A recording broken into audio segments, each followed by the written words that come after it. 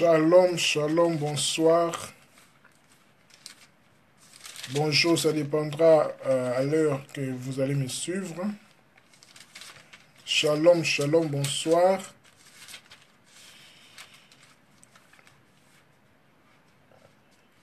Nous sommes 19 heures passées de quelques minutes. Si vous êtes là, réagissez, manifestez-vous. Comme promis, nous allons parler sur la création de l'homme ou la création d'Adam. Nous allons lire deux portions des Écritures, nos textes de référence. Nous allons lire Genèse chapitre 1er verset 26. Et puis nous allons lire comme un autre texte, comme Esdras, Galates chapitre 3 verset 28. Je vais lire deux versions, la version français courant et la version originale, donc j'ai traduit de l'hébreu en français. J'ai la version français courant. Dieu dit enfin, faisons les êtres humains qu'ils soient comme une image de nous, une image vraiment ressemblante. L'autre version, et dit Elohim, faisons Adam dans notre image comme notre ressemblance. Comme toujours je le fais, je vais dire des phrases dans des expressions en hébreu et puis je vais expliquer en français. Dieu dit, enfin, faisons les êtres humains, ou bien, et dit Elohim, faisons Adam dans notre image. Faisons Adam, commençons d'abord par là. Bonsoir Destiny Gladys. Et dit Elohim, faisons. En hébreu, ça se dit Vayomer Elohim Naaseh. Donc, je ne suis pas un juif. Bon, je me débrouille pour être clair. En fait, ici, nous voyons ici le mot Elohim comme un mot principal. Parce que quand on dit Elohim, ici, nous voyons directement, c'est Dieu. Oui. Mais ce qu'il faut remarquer aussi est que Dieu dans la Bible ne se manifeste pas seulement avec un nom. Parce que nous voyons dans Genèse, on l'appelle Elohim. Chez Abraham, plus loin, il se révèle à Abraham comme El Shaddai. Plus loin encore avec Moïse comme Yahweh. Donc Yod et Vav et. Donc 4 lettres, donc tétragramme. Plus loin encore dans le Nouveau Testament, Emmanuel, Dieu parmi nous.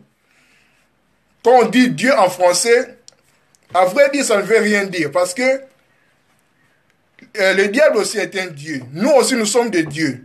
Mais dans la version originale, quand on dit Elohim, il faut savoir vraiment qu'est-ce que veut dire exactement Elohim ici. Pourquoi on a employé seulement Elohim ici dans le commencement. Quand on dit au commencement, Dieu créa les cieux et la terre. Donc au commencement, Elohim. Pourquoi seulement Elohim? Pourquoi pas Yahweh? Pourquoi pas El Shaddai? Ce qu'il faut comprendre est que Dieu est infini. Dieu est infiniment infini, si je peux le dire comme ça. Dieu, pour se manifester, il s'émane. Donc, il se manifeste comme ça. Parce que Dieu, là où il habite, comme David le dit dans les psaumes, il est dans un lieu inaccessible. Il est dans les ténèbres, les ténèbres de Dieu. Donc, Dieu est caché. Mais pour qu'il se manifeste, il se manifeste comme il veut. Il s'émane. Ici, quand on dit Elohim ici, Elohim, c'est la manifestation de Dieu comme créateur. En fait, si je peux le dire, parce que ici, Elohim, il faut signaler que c'est employé au pluriel. Je ne dis pas que Dieu est plusieurs, non. Mais saisissez-moi bien ici. Elohim, ici, en fait, c'est, quand il dit ici, Dieu dit, en fait, faisons l'homme. On a l'impression qu'en français, comme s'il y a plusieurs personnes, il y a participation de plusieurs personnes pour créer, pour faire l'homme, pour faire Adam. Oui, ça apparaît comme ça, mais en fait c'est symbolique. Mais en fait c'est Dieu lui-même qui dit ici. Parce que comme je l'ai dit, Dieu c'est man. Le nom d'Elohim ici, dans Genèse, est employé comme Dieu, comme étant créateur. Comme c'est lui qui crée, qui participe à la création. Tout ce qui est créé. Les ciels, la terre, tous les hommes, les animaux, les luminaires, tout ça, les arbres. c'est Elohim, c'est Dieu, donc, si je peux le dire, Dieu Elohim qui l'a créé. Bonsoir Nadine, ma soeur. Donc c'est Elohim, donc c'est Dieu dans sa manifestation Elohim. Donc Elohim, c'est le côté Dieu créateur. C'est lui qui crée. En fait, je peux dire comme un architecte. C'est le côté architecte de Dieu. C'est pour cela aussi Christ dit, plus loin, je pense, dans le Nouveau Testament, mais le texte initial, c'est Psaume chapitre 82, je pense. Il est dit, vous êtes des dieux. Donc Christ aussi a dit ça, vous êtes des dieux. Donc quand on dit vous êtes des dieux, en fait en hébreu, ça se dit vous êtes des Elohim. Donc vous êtes des créateurs aussi. Quand vous êtes appelés à dominer, à créer. Donc Dieu nous donne, bonsoir mon grand frère Nse Bokomo. Donc Dieu nous, comment dire, nous donne son qualificatif de créateur. Là c'était juste une parenthèse. Je continue. Ici Elohim est un sujet de verbe au singulier. Donc Elohim dit faisons. Comme je l'ai dit, donc il y a ici une participation un peu, je peux dire plurielle. Comme s'il y avait participation de plusieurs personnes, entre guillemets. Je ne dis pas que Dieu est plusieurs, c'est moi bien. C'est Dieu lui-même, il s'émane. Donc c'est un mystère ici, on ne peut pas expliquer Dieu, mais en fait c'est juste pour comprendre comment Dieu agit par ses émanations, par ses manifestations, parce que Dieu est un. Voilà. Continuons. Il dit, faisons l'homme à notre image et notre ressemblance. Comme je l'ai dit ici, Elohim est un architecte. Je dis sont des architectes entre guillemets parce que Elohim c'est au pluriel. Voilà. Car, je peux signaler encore une chose. Quand un homme et une femme s'accouplent, c'est Elohim, c'est le côté Elohim de Dieu qui se manifeste pour créer l'enfant. En fait, c'est ça. Faisons l'homme à notre image, comme je l'ai dit, Vayomer, Elohim, Nasser. Maintenant, le mot qui va nous intéresser vraiment dans notre sujet, c'est Adam. Comme le sujet, c'est la création d'Adam. Comment Adam a été créé. Adam, signalons que le livre de Genèse n'a rien d'un livre historique. Genèse, ça n'a rien à voir avec l'histoire humaine comme ça, non. En fait, la Genèse, c'est le principe, en fait. C'est non temporel, c'est éternel.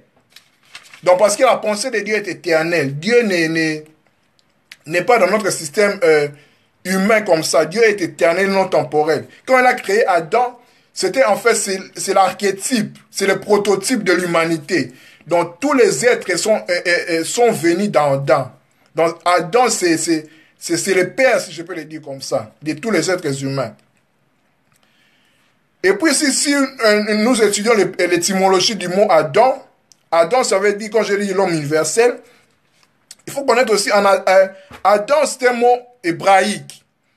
Adam ici, comme je l'ai dit dans mes cours précédents de l'alphabet hébraïque, en hébreu, il n'y a pas de voyelles, il n'y a que des consonnes. Dans Adam ici, nous avons ici 3 lettres. Nous avons la lettre Aleph, nous avons la lettre Dalet, notre équivalent de D, nous avons la lettre M, donc Maïm. Donc, si nous voulons comprendre le nom Adam ici, ça veut dire Aleph et Dam. Dam, pourquoi? Parce que Dam, ça veut dire le sang. Donc le sang, notre sang, donc le sang rouge. Aleph, en fait, ça symbolise Dieu, l'unité. Aleph, c'est valeur numérique, c'est 1. Donc, si nous voulons comprendre bien ici que Adam, en fait, c'est le sang d'Elohim. C'est le sang de Dieu, c'est le sang d'Aleph. C'est pour cela que Dieu a dit, créons l'homme à notre image. Donc, comme je suis, comme Adam aussi, comme aussi ma créature serait. Voilà, comme je suis, comme il serait. Continuons. Il est dit, faisons Adam dans notre image. Image ici en hébreu, ça se dit, parce que, j'insiste beaucoup plus en hébreu, parce que, comme je dis toujours, la Bible a été écrite en hébreu, non en français, non en anglais. Pour comprendre les textes, je ne dis pas que l'hébreu remplace les Saint-Esprit, loin de là. Mais pour comprendre, parce que la Bible est un livre issu de la culture juive. Vouloir ou pas, en fait, c'est ça la réalité. Pour comprendre l'esprit des textes, il faut recourir en hébreu ou bien en grec. C'est ça, en fait, c'est ça. C'est la raison pour laquelle aussi beaucoup de gens font la théologie, les cours bibliques, c'est aussi ça. Pour comprendre, en fait, c'est ça. Là, c'était une parenthèse. Continuons. Dans notre image en hébreu, ça se dit Betsalmenu. Ici, nous voyons la racine du mot Tselem. Tselem, ça veut dire ombre. Ombre ou bien image d'une lumière. Donc, ombre de la lumière. Donc, la copie de la lumière ou bien la copie de l'image, en fait, ombre. Quand Elohim dit ici, créons l'homme à notre image, il voulait juste dire, créons Adam ou bien l'homme, qu'il soit mon ombre. Dans mon ombre, moi étant l'image, moi étant lumière, pour que l'ombre apparaisse, il faut qu'il ait la lumière en fait. Donc l'ombre est la partie cachée de la lumière. Donc en fait, Adam était en fait un Dieu. Un Dieu caché. Parce que l'origine, un Dieu, je peux dire un Dieu un peu calqué, si je peux le dire comme ça pour mieux me faire comprendre. Donc ombre, donc Tselem, c'est l'ombre. En fait, l'ombre est à la lumière comme si l'inaccompli est à l'accompli. Donc Adam était comme l'inaccompli, Dieu est accompli. Donc en fait, c'est ça. Comme Dieu est comme Adam serait. Là, c'est en fait, c'est avant la chute. Donc Adam était véritablement Dieu, parce que Dieu lui a créé comme Dieu est, comme Adam et sera aussi. C'est pour cela que Christ dira, vous êtes des dieux. Ne savez-vous pas que vous êtes des dieux, donc vous êtes des Elohim, donc les Elohim, donc les créateurs. Voilà. Dans ce mot, Betsalmenu, qui veut dire dans notre image, bonsoir mon frère MK Josué, dans ce mot, Betsalmenu, on peut les scinder en deux parties. Il y a le mot Tselem, comme je vais dire, image ou bien ombre, et il y a le mot Benu. Ben, en fait, ça se dit, ça signifie son fils. Fils en hébreu, c'est Ben. C'est pour cela que vous verrez chez les musulmans, parce que l'hébreu et l'arabe, c'est presque la même chose, ce sont des langues sémitiques. Il y a des gens qui ont des noms comme Bin. Bin, en fait, ça signifie fils. Bin. Donc, en hébreu, fils, ça se dit Ben. Donc, son fils est Benu. Donc, nous voyons aussi que Adam est l'image du Christ. Parce qu'on peut dire ici que l'ombre qui est le fils de Dieu. Donc, nous voyons directement que Adam était l'ombre du Christ. Adam étant le premier homme, donc le premier Adam, parce que Adam signifie homme, était l'image. Parce qu'il faut signaler aussi que tout l'Ancien Testament, comme on dit, tout la Bible hébraïque, les Tanakh, tout la Torah,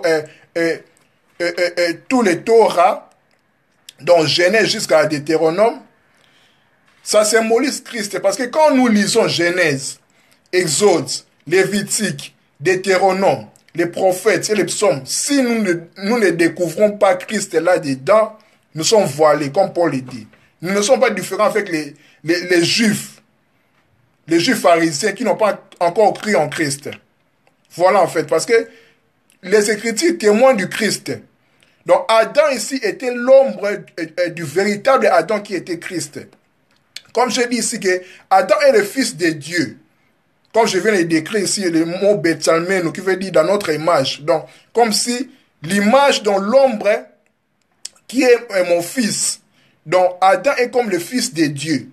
Donc exactement comme Christ est le second Adam est fils de Dieu.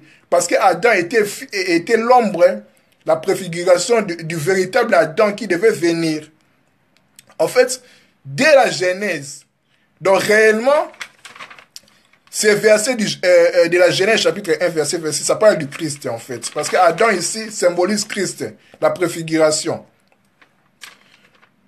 Voilà. Et puis, le verset continue. Et dit Elohim, faisons Adam dans notre image comme notre ressemblance. Nous venons de voir qu'est-ce qu'est l'image. La ressemblance en hébreu, ça se dit Kidmutenu. En fait, Kidmutenu est à la racine Demut. Demut veut dire ressemblance. Et puis dans Demut, là, il y a le mot d'âme. D'âme, ça veut dire le sang. Donc nous voyons directement que Adam avait le sang divin. avec le sang divin, comme exactement quand un père ou bien une mère met au monde un enfant, son enfant, en fait, a les portraits crachés de ses parents, par le sang. Donc, par le sang, c'est pour cela aussi Christ devait faire couler, faire verser son sang pour nous. Donc, parce que le Lévitique aussi dit, le sang, c'est l'âme de l'humain, ou bien la vie de l'humain, se résume dans le sang. Donc, tant que le sang du Christ n'a pas été coulé, nous n'aurons pas les saluts, nous n'aurons pas la rédemption. En fait, c'est ça. Donc, Adam était la préfiguration du Christ. Voilà, et puis, nous allons lire aussi une deuxième portion des Écritures. Il y a un verset là que nous interprétons mal. Bon, non par ignorance, mais je pense, par plus de profondeur. C'est dans Galates chapitre 3, verset 28. Il est dit, Galates chapitre 3, verset 28, il n'importe donc plus que l'on soit juif ou non juif, esclave ou libre, homme ou femme. Dans nos Bibles, dans nos versets bibliques, ça se dit, on dit ici homme, donc, pour le résumer, c'est, il n'y a ni homme ni femme, excusez-moi, il n'y a ni homme ni femme en Christ. Mais dans la version originale, en grec, si je peux le transcrire en français, c'est normalement, il n'y a ni mâle ni femelle en Christ. Pourquoi ni mâle ni femelle? Quand nous retournons en Genèse, je vais lire vite pour une meilleure compréhension. Genèse chapitre 1, quand Dieu a créé Adam, dans Genèse chapitre 1, verset 27, il est dit, Dieu créa les êtres humains, donc Dieu créa Adam comme une image de lui-même, à son image. Il les créa, ici il est dit, homme et femme, mais dans la version hébraïque originale, c'est dit, il les créa mâle et femelle. Donc, quand Dieu a créé Adam, mâle et femelle, en fait, il a créé à son image. Il faut savoir aussi que Dieu, en lui, est mâle et femelle. Ça ne doit pas vous choquer parce que quand nous parlons de mâle et des concepts mâle et femelle, il faut pas avoir la conception comme s'il y a homme avec les organes génitaux, femme, non. Quand on dit mâle et femelle, ce sont les principes intérieurs, les principes ontologiques, les principes essentiels de l'homme que Dieu lui-même a donné. En Dieu, il y a le mâle et la femelle. C'est pour cela qu'il a créé Adam à son image, mâle et femelle. Maintenant, dans mâle et femelle, là, Ève était là-dedans. Ils étaient, je pourrais dire, ils étaient comme renversés, dos à dos. C'est pour cela qu'il est dit, il n'est pas bon que l'homme soit seul. Donc, à partir d'Adam, de l'homme qui était mâle et femelle, Dieu retira un côté, pas une côte.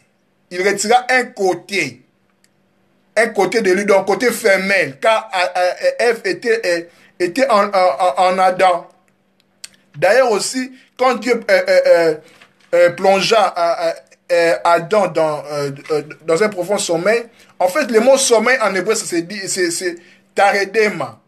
Taredema, en fait, ça veut dire la recherche de la ressemblance. Donc, Dieu voulait chercher la ressemblance en faisant plonger Adam dans le sommeil pour soutirer Ève en Adam, parce qu'Adam était mâle et femelle.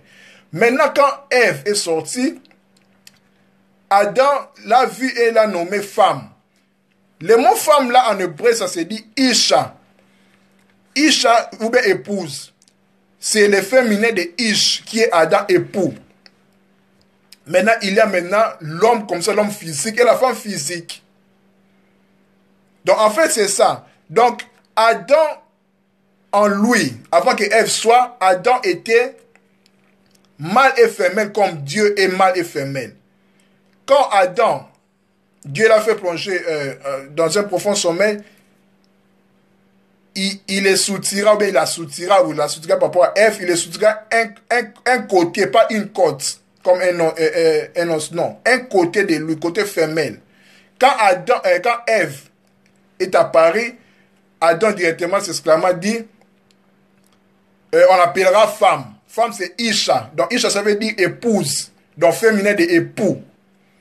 Voilà ce que Christ aussi a fait à la croix. Parce que, comme je l'ai dit, Adam et Ève, c'est l'image du Christ et de l'Église. En fait, c'est ça. Donc, dans ce verset de Galates, chapitre 3, verset 28, il n'y a ni homme, il n'y a ni mâle ni femelle en Christ. Pour dire qu'il n'y a pas d'Adam. Donc, Adam, comment